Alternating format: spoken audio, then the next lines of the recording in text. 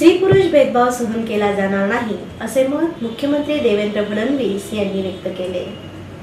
100 वर्षांपूर्वी राजर्षी छत्रपती शाहू महाराज यांनी स्त्रियांचे अधिकार आणि शिक्षणासाठी पुढाकार घेतला होता।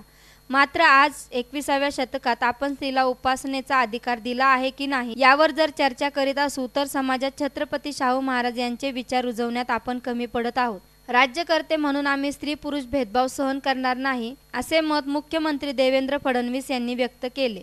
सावित्रीबाई फुले पुणे विद्यापीठातर्फे विद्यापीठ आवारात उभारण्यात आलेल्या राजर्षी छत्रपती शाहू महाराज यांच्या पूर्णाकृती पुतळ्याचे अनावरण मुख्यमंत्र्यांच्या हस्ते करण्यात आले। त्यावेळी ते बोलत होते।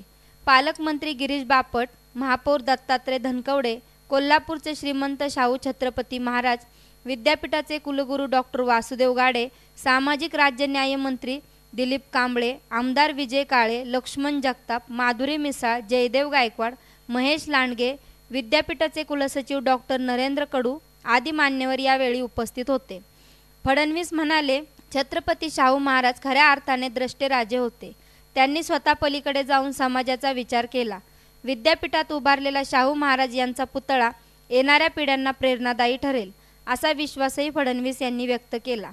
विद्यापीठाच्या नाशिक आणि नगर उपकेंद्रांसाठी शासनाने समिती नेमून नियमावली तयार करण्याचे काम सुरू केले आहे। तसेच सर्व विकास आराखड्यात राखीव वसतिगृहे निर्मितीसाठी तरतूद करण्यात येणार आहे। त्यामुळे सर्व शहरात वसतिगृहांची संख्या वाढेल असेही त्यांनी सांगितले। मागासवर्गीय अल्पसंख्याक समाजापर्यंत शाहू महाराजांनी शिक्षणाची गंगा पोहोचवण्याचे कार्य केल्याचे श्रीमंत शाहू छत्रपती महाराज यांनी सांगितले।